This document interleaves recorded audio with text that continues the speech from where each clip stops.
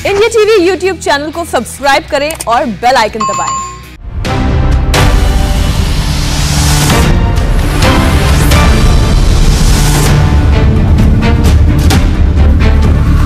नमस्कार, आपके साथ मैं हूं सुरभि शर्मा। शुरू कर रहे हैं सबसे बड़ा इलेक्शन शो। अब की बार किसकी सरकार? नजर होगी यूपी पंजाब की उन खबरों पर जिसका असर होगा 2022 के दंगल पर। बिना देर की आज की 3 बड़ी खबरों के साथ करते हैं शुरुआत, क्योंकि पहली सबसे बड़ी खबर उत्तर प्रदेश से ही है। आज यूपी के मुजफ्फरनगर में हाई वोल्टेज सियासत हुई है और किसान महापंचायत के मंच से अल्लाहू अकबर का नारा भी दिया गया है। मोदी योगी को हटाने की कस्में भी खाई गई हैं और किसानों के मन से कितनी किसानी की बातें हुई और कितनी सियासत की, पूरी डिटेल होगी आपके सामने अब से थोड़ी देर बाद। दूसरी बड़ी खबर भी उत्तर प्रदेश से है। किसान महापंचायत में किसानों ने कहा कि मोदी योगी सबसे बड़े दुश्मन हैं और मोदी योगी को हराना ही उनका मकसद है।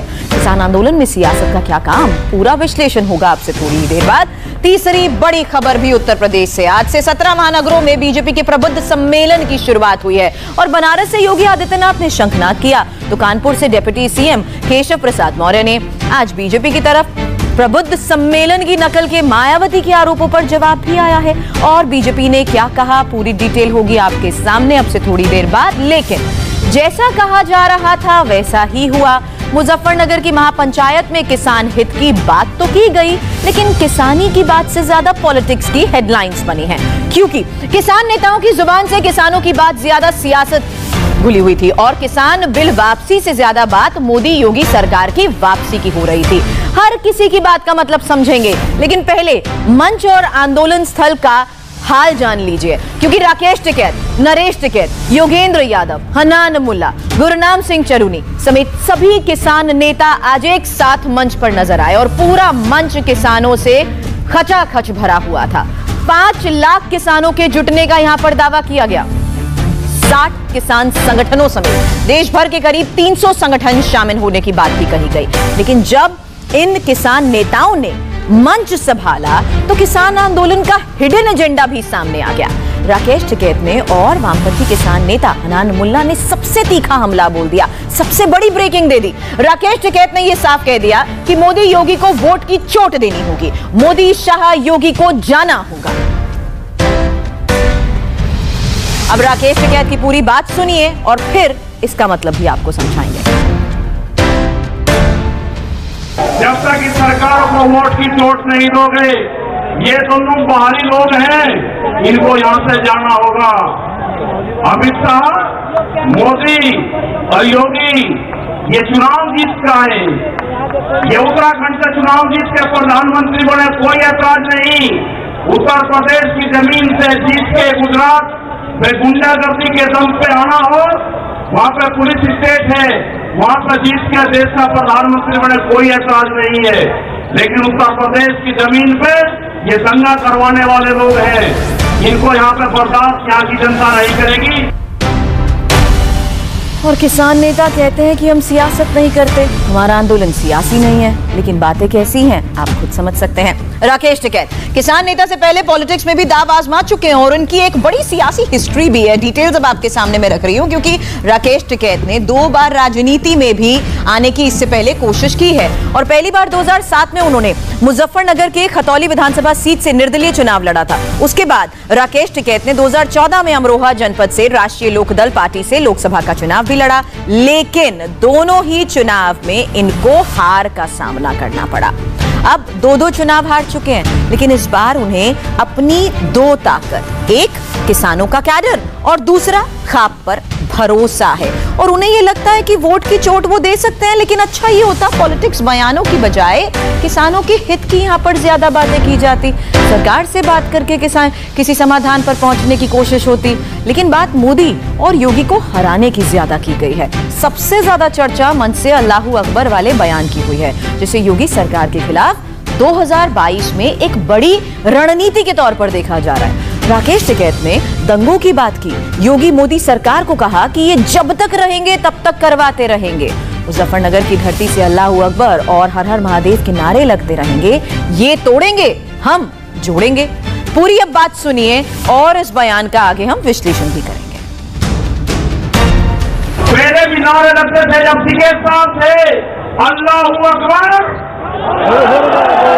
अल्लाहू अकबर। के नारे लगते थे, हर हर महादेव और अल्लाह अकबर के नारे इसी धरती से लगते थे। ये नारे हमेशा लगते रहेंगे, ये नारे हमेशा लगते रहेंगे। दंगा यहाँ पर नहीं होगा। ये तोड़ने का काम करेंगे, हम जोड़ने का काम करेंगे। किसी गलत फहमी में मत रहना। ये देश हमारा है, ये प्रदेश हमारा है, ये जिले हमारे हैं। राकेश टिकैत मन से अल्लाह अकबर और हर हर महादेव के नारे क्यों समझा रहे थे और ये भी बता रहे थे कि वो तोड़ेंगे और हम जोड़ेंगे। बात करने और हकीकत दोनों में फर्क बहुत होता है। जिस मन से राकेश टिकैत बड़ी बड़ी बातें कर रहे थे, उसी मन से एक तस्वीर भी सामने आई है जो आंदोलन के एजेंडे पर अब सवाल खड़े कर रही है। बीजेपी कह रही है कि किसान नेताओं के मंच पर मुजफ्फरनगर दंगे का आरोपी भी बैठा था, जिसका नाम गुलाम मोहम्मद जौला है। इस पर मुजफ्फरनगर 2013 दंगों में सांप्रदायिक उन्माद फैलाने के आरोप भी लगे थे। और इसी तस्वीर पर पश्चिम उत्तर प्रदेश के बड़े बीजेपी नेता और केंद्रीय मंत्री संजीव बालियान पूछ रहे हैं कि किसानों के बीच दंगे का आरोपी क्यों आया। गुलाम मोहम्मद जौला के लोग मंच पर बैठे हुए हैं। इसका जवाब तो मुजफ्फरनगर की जनता मांगेगी कि ऐसे लोग जो सांप्रदायिक दंगे में मुजफ्फरनगर को जिन्हें झोंका, अगर वे मंच पर बैठे हैं तो इसका जवाब तो मुजफ्फरनगर की जनता इनसे आयोजकों से मांगेगी। राकेश टिकैत के मन से अल्लाह अकबर और हर हर महादेव नारा लगाया जाता है। बीजेपी कह रही है कि दंगे का आरोपी भी मंच पर है। अब इसका मतलब क्या है?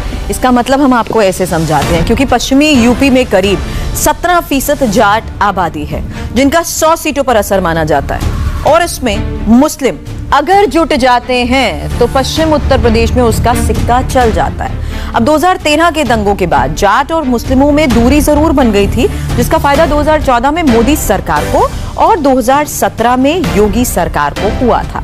अगर राकेश टिकैत 2022 में योगी सरकार को शिकस्त देने की बात कर रहे हैं तो जाट और मुस्लिम के बिना ये संभव नहीं है, और ये बात खुद राकेश टिकैत भी जानते हैं। और अब अगर इन बातों को समझे भी तो किसान आंदोलन का पहला एजेंडा किसान बिल, और किसान तो है ही, लेकिन इसका एजेंडा नंबर 2 भी अब खुलकर सामने आ गया है। राकेश टिकैत को अभी आप सुन चुके हैं, अब आप हनान मुल्ला को सुनिए और खुद फैसला कीजिए कि ये आंदोलन कितना सियासी और कितना किसानी है।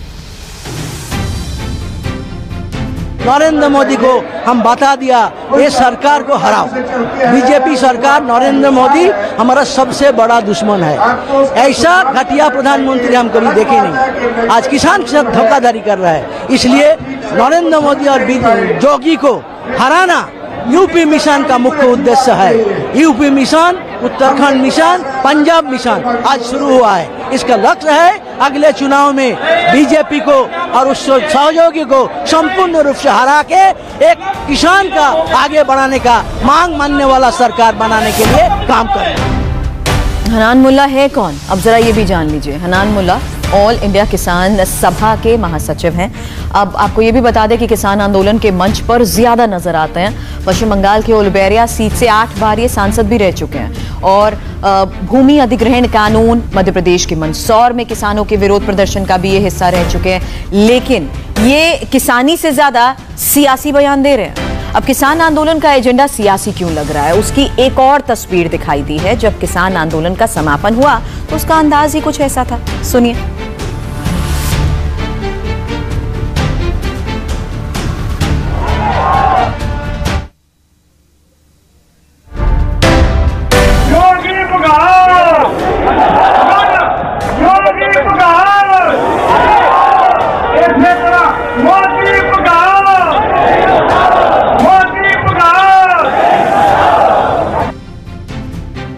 राकेश टिकैत ने मोदी सरकार की नीतियों पर भी आज सवाल उठाए हैं और किस तरीके से इस पूरे मंच का सियासी इस्तेमाल किया गया।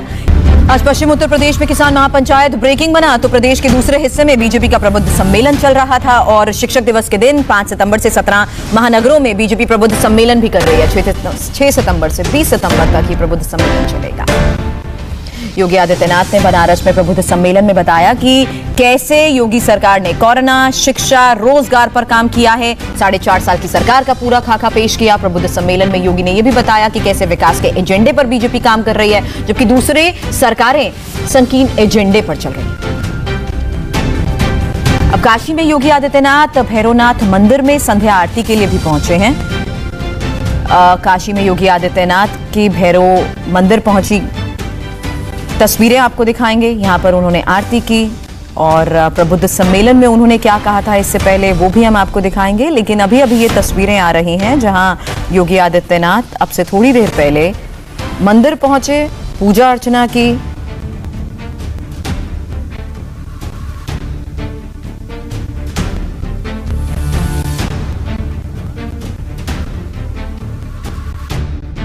और सरकारें आएंगी भी जाएंगी भी, लेकिन सरकार का विकास का जो विजन है वो क्या है, सरकार का एजेंडा क्या है, ये चीजें तय नहीं हो पाती थी। अपने एक संकीर्ण एजेंडे के साथ सरकारें आती थी, सरकारें जाती थी। जो आया है वो जाएगा भी, और काशी तो इसको बहुत नजदीक से महसूस भी करता है।